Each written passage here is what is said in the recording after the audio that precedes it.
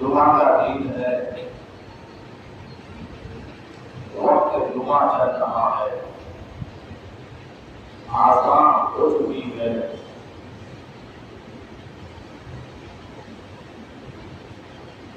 انسان کے علاوہ جتنے بھی مخلوقات ہیں سارے مخلوقات اللہ تعالیٰ کی عبادت میں ڈوب گئے ہیں، لیکن انسان ہے ابھی تک آئے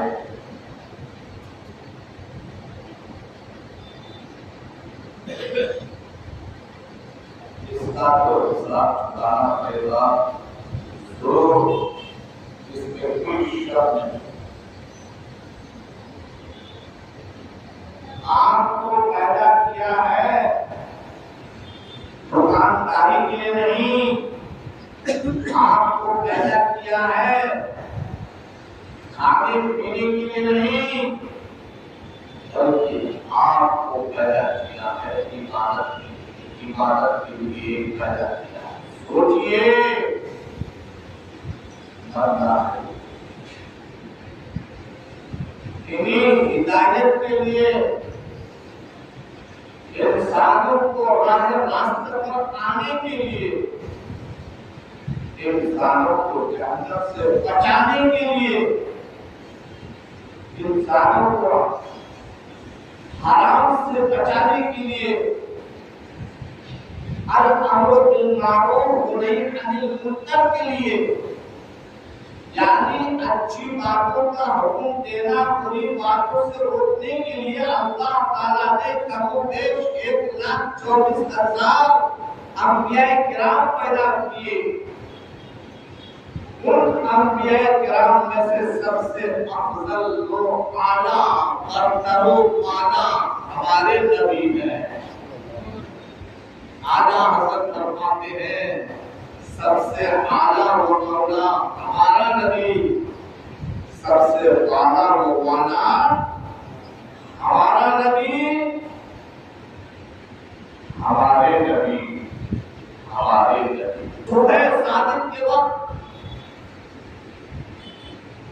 ماں کی شکم مبارک سے اس دھرتی پر پیدا ہونا، اس خاندان بیوی پر پیدا فرمایا، اپنے یعقوب کو جلوہ فرمایا۔ اس نبی کو آسمان کے مابین جتنی چیزیں ہیں ساری چیزوں کو آپ کے لیے، اور نبی کو بھی پیدا فرمایا ہے آپ ہی کے لیے۔ اے دنیا والوں، پتھر کی پوجا مت کرو، دریا کی پوجا مت کرو، جان پیڑ پودے کی پوجا مت کرو، عبادت کرنی ہے تو اپنے رب کی عبادت کرو۔ رب نے ہم کو آپ کو اپنی عبادت کے لیے پیدا فرمایا ہے، کسی غیر کی عبادت کے لیے نہیں پیدا فرمایا ہے۔ اس رب کو رسول اول کے مہینے میں پیدا رب نے اس محبوب کو رسول اول کے مہینے میں پیدا فرمایا، جس کی میلاد آپ منا چکے ہیں۔ میلاد تو ہر دن ہوتی رہے گی، ہر مہینہ ہوتی رہے گی، ہر سال ہوتی رہے گی، قیامت آنے تک میلاد مصطفیٰ قائم رہے گی، ختم نہیں ہوگی۔ دجال ختم ہو سکتا ہے، کذاب ختم ہو سکتا ہے، دنیا کے نظام ادھر ادھر ہو سکتے، لیکن میلاد مصطفیٰ کبھی ختم نہیں ہوگا۔ حضرات، پوری دنیا میں 26 تاریخ کو میلاد مصطفیٰ مناتے ہوئے نظر آ رہا۔ 26 کی رات کو بڑے بڑے بیانات ہوئے، بڑی بڑی سٹیوں میں، مدرسوں میں، یونیورسٹیوں میں، کالجز میں رات بھر عبادت کرتے رہے۔ پھر 2 بجے سے یا 1 بجے سے یا 12 بجے سے جلوس محمدی صلی اللہ علیہ وسلم کا انٹرنیشنل چینل کا رہا تھا. میں نے سنا کہ اس سال جتنی میلاد مصطفیٰ آن بان شان کے ساتھ منائے کبھی اس طرح میلاد مصطفیٰ نہیں مناتے تھے. اور سب سے زیادہ نام آیا ہے یمن کا، اس کے بعد ہندوستان، پاکستان، ایجپٹ، سعودیہ میں پھر بہت زیادہ منائے، سوچتے ہوئے منائے. سبحان اللہ، تعریف کر رہا ہے اور کیوں نہیں کی. دوستو، یہ ہم منا رہے ہیں اپنے نبی کی میلاد، پیدائش کا دن ہم منا رہے ہیں. جب مصطفیٰ جارے رحمت، آپ کا آقا، ہمارے آقا، سب کے آقا، آقائے نعمت، ہمارے آقا صلی اللہ علیہ وسلم اپنی ماں کی پیٹ سے جب دنیا میں آ رہے تھے، تشریف لا رہے تھے، تو اس وقت پروردگار عالم نے فرشتوں سے فرمایا، اے فرشتوں، اپنی اپنی ڈیوٹی چھوڑ دو. جہنم کا داروغہ سے فرمایا گیا، جنت کے داروغہ سے فرمایا گیا، آسمانی فرشتوں سے کہا گیا، زمینی فرشتوں سے بولا گیا، بیچ کے فرشتوں سے بولا گیا، اے جنت کا داروغہ، جو مالک ہے جنت کا داروغہ کا نام مالک ہے، اور جنت کے داروغہ کا نام رضوان ہے.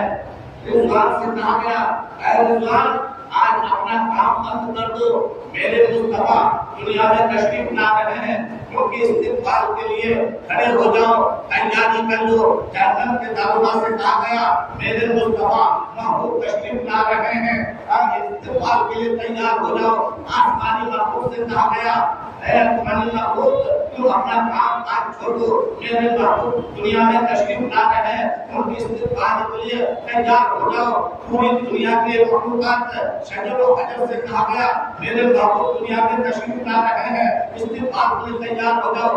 خانہ کعبہ سے کہا گیا، اے خانہ کعبہ، میرے محبوب تشریف لا رہے ہیں، تم بھی استقبال کے لیے تیار ہو جاؤ. اے مدینہ، تم بھی استقبال کے لیے تیار ہو جاؤ. سب تیار ہو جاؤ. چاروں طرف سناٹا چھا گیا.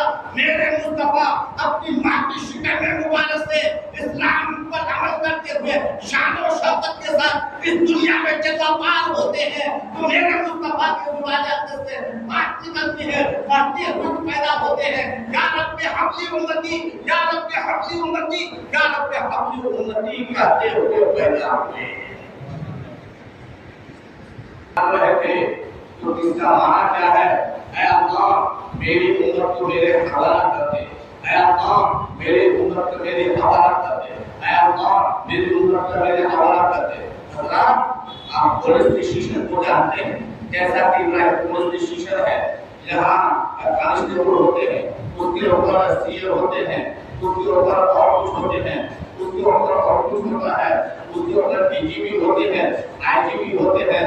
اوپر والا اگر وعدہ والا آ جاتا ہے، نیچے والے بالکل ہی کام چھوڑ دیتے ہیں اور استقبال تیار ہو جاتے ہیں. جب کوئی منسٹر آتا ہے تو پولیس اسٹیشن میں رپورٹ کر کے منسٹر آنے والے ہیں، پہلے ہی تیار ہو جاؤ، سب چیک چاک کر لو، تیاری کر دیتا ہے، آئے ہوئے مہمان کا استقبال کرتا ہے. حضرات، یہ تو یہ کہ انسان کی بات تھی، یہ تو دنیا کی بات تھی، یہ تو فانی کی بات تھی، یہ تو فانی کی بات تھی، یہ تو ختم ہونے والی کی بات تھی، یہ تو چند لمحے کی بات تھی. لیکن قربان جاؤ اس نبی پر جس نبی کو پروردگار عالم نے ساری کائنات کے لیے رحمت بنا کر بھیج رہا ہے. جنت کے لیے رحمت، دوزخ کے لیے رحمت، آسمان کے لیے رحمت، زمین کے لیے رحمت، چرندے کے لیے رحمت، پرندے کے لیے رحمت، انسانوں کے لیے رحمت، پتھروں کے لیے رحمت، کانے کے لیے رحمت، گورے کے لیے رحمت، سب کے لیے رحمت، لمبے کے لیے رحمت،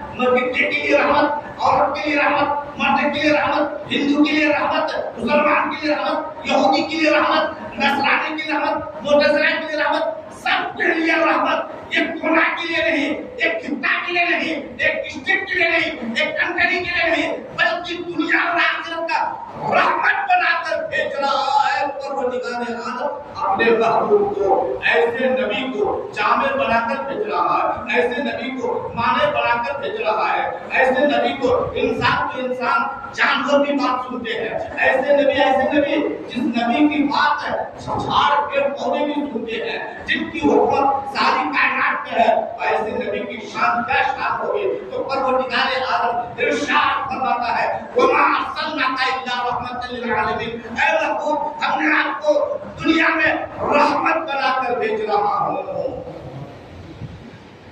خالی کوئی نہیں، کبھی پر زندہ ہے رحمت کی وجہ سے، دنیا اجالا ہے رحمت کی وجہ سے، اندھیرا خالی ہے رحمت کی وجہ سے، سورج روشنی دیتا ہے رحمت کی وجہ سے، چاند رحمت کی روشنی دیتا ہے رحمت کی وجہ سے، میرے مصطفیٰ کے نور کی برکت سے آسمان کی بلندی قائم ہے، میرے مصطفیٰ کی وجہ سے زمین کی پستی قائم ہے، میرے مصطفیٰ کی وجہ سے دریا کی روانی باقی ہے، میرے مصطفیٰ کی وجہ سے ہوا کی دنیانی باقی ہے، سمندر کی دنیانی باقی ہے، میرے مصطفیٰ کی وجہ سے ہوا کا رخ تیز ہو رہا ہے، میرے مصطفیٰ کی وجہ سے جنات زندہ ہے، میرے مصطفیٰ کی وجہ سے انسان زندہ ہے، میرے مصطفیٰ کی وجہ سے ساری کائنات زندہ ہے، میرے مصطفیٰ کی وجہ سے اللہ تعالیٰ نے ارشاد فرمایا قد جاءکم من اللہ نور و کتاب مبین، تحقیق کیا آ گیا تمہارے پاس اللہ کی طرف سے ایک نور اور روشن کتاب، وہ نبی اور جس نبی کی امت ہے تو گویا وہ امت ہوئے، ہم غلام ہوئے، وہ امت ہوئے، وہ نبی ہوئے، ہم غلام ہیں، نبی کی وجہ سے ہم ہیں، نبی کی وجہ سے ہم ہیں، تو نبی کے نام پر میلاد نہیں منائیں گے، نبی کے نام پر پیسہ خرچ نہیں کریں گے، نبی کے نام پر دودھ نہیں اٹھائیں گے، نبی کے نام پر حرکت میں نہیں آئیں گے، نبی کے نام پر مسجد میں نہیں آئیں گے، نبی کے نام پر درود شریف نہیں پڑھیں گے، یقیناً پڑھیے حضرات میرے مصطفیٰ جب دنیا میں تشریف لا ہے تو پروردگار عالم نے آسمان کو روشن کر دیا، زمین کو روشن کر دیا، اللہ اکبر، یہاں تک کہ اللہ تعالیٰ نے جبرائیل کو حکم دیا 3 جھنڈے لے لو، 3 جھنڈے لے لیے، 3 جھنڈا، ایک 2 چھوٹے ایک بڑا، بڑے جھنڈے کو خانہ کعبہ کی چھت میں گاڑ دو، یہ جھنڈا مشرق میں گاڑ دو، یہ جھنڈا مغرب میں گاڑ دو، مغرب بولے تو پچھم کی طرف گاڑ دو، مشرق بولے تو پورب کی طرف گاڑ دو، جہاں اینڈنگ ہے جہاں آخری ہے وہاں گاڑ دو۔ اللہ اکبر، پوچھا گیا اے پروردگار عالم کیا ضرورت ہے ان 3 جھنڈوں کو گاڑنے کی؟ خانہ کعبہ کے چھت پر گاڑنے کی ضرورت کیا ہے؟ تو جواب دیا فرشتوں سنو، میرے محبوب دنیا میں جا رہا ہے وہ استغفار کے لیے، تاکہ لوگوں کو معلوم ہو کہ اسلام اب مٹی کے اندر نہیں، ہنڈی کے اندر آزان نہیں دی جائے گی، بلکہ اجالے میں آزان دی جائے گی، وقت پر آزان دی جائے گی، خانہ کعبہ کی چھت پر آزان دی جائے گی، اسلام چاروں طرف پھیلے گا، اور خدا کی قسم تاریخ بتاتی ہے جس تیزی کے ساتھ اسلام دنیا میں پھیلا ہے کوئی مذہب ایسا نہیں پھیلا ہے۔ تو وہ تو نور سے اللہ تعالیٰ اپنے محبوب کی آمد پر آسمان کو چمکا رہا تھا، جنت کو سجا رہا تھا، جہنم کو سجا رہا تھا، زمین کو سجا رہا تھا، سجا کیا وہ نور سے سجایا ہے، اور آج ہم اس نور کی برکت سے سجا رہے ہیں۔ دیکھ رہے ہیں نا کیسے سجا ہے؟ یہی وجہ ہے کہ آج عشق و محبت میں ڈوب کر کوئی اپنے مسجدوں کو سجایا ہے، کوئی اپنے گھروں کو سجایا ہے، محلوں کو سجایا ہے، گھروں کو سجایا ہے، گلیوں کو سجایا ہے۔ حضرات سجانے سے کوئی نقصان نہیں ہے، میں آپ کو سمجھانے کی کوشش کرتا ہوں۔ مثلا کونڈا پلی ریلوے اسٹیشن ہے، ریلوے اسٹیشن سے ٹرین جا رہی ہے، وہ ٹرین دلی سے کلکتہ جا رہی ہے، یا وشاکھاپٹنم جا رہی ہے، یا بنگلور کی طرف جا رہی ہے۔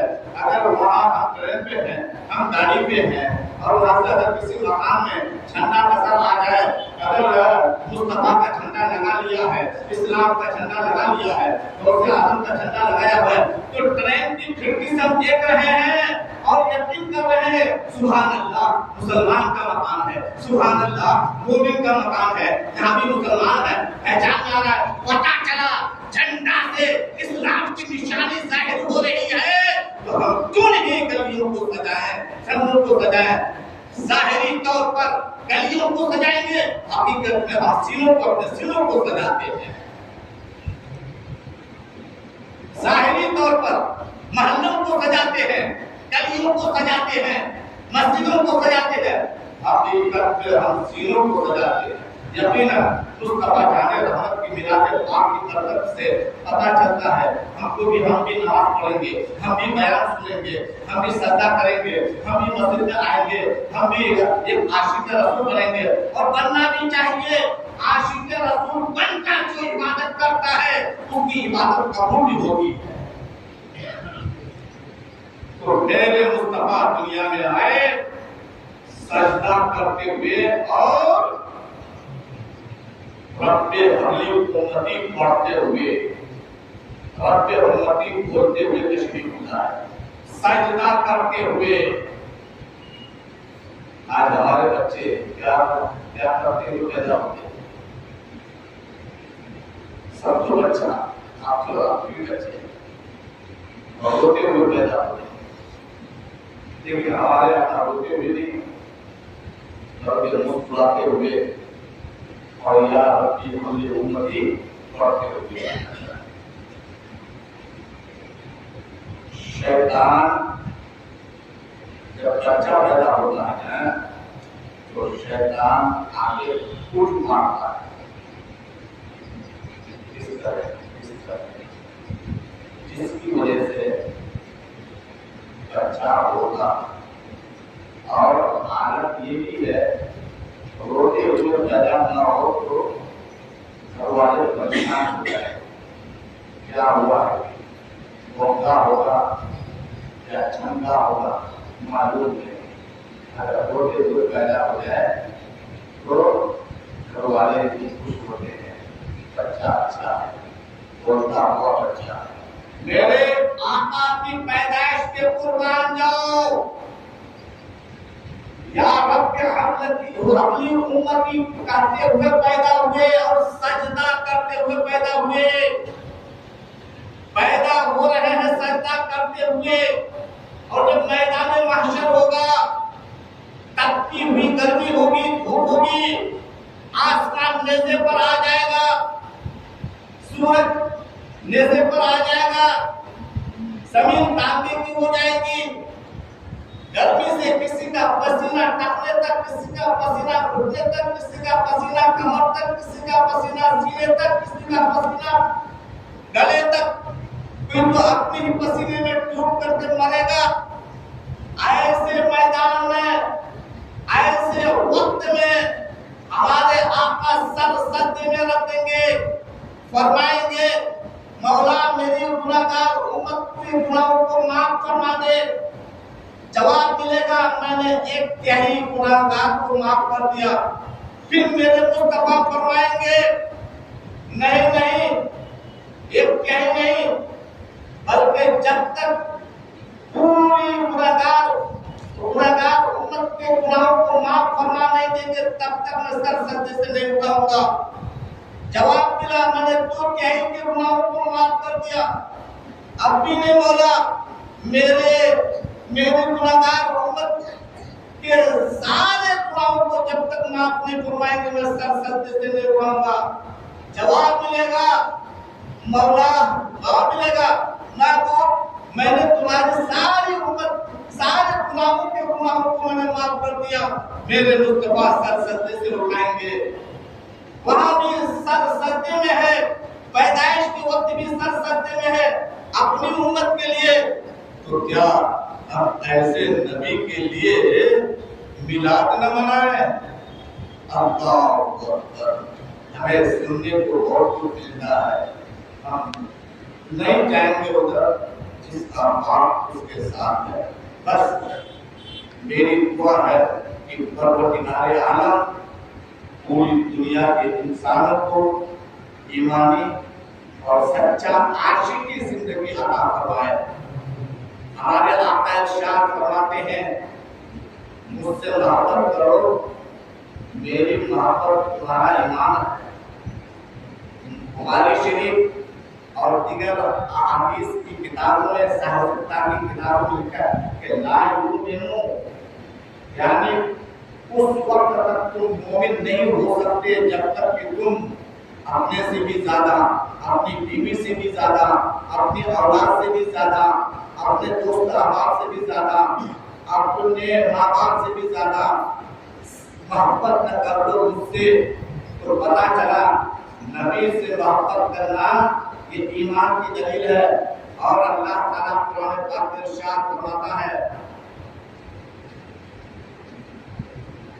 اللہ تعالیٰ اپنے بندے کے گناہوں کو معاف فرما دیتا ہے۔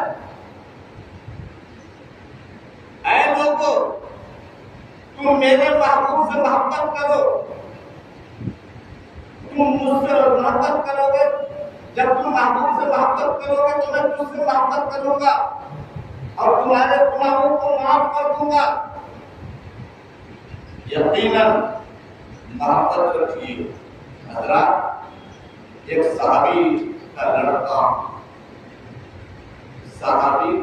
نہیں بلکہ ایک آدمی کا لڑکا، فاسق کا لڑکا، یعنی ہمیشہ نبی کی چغل پوری کرتا تھا۔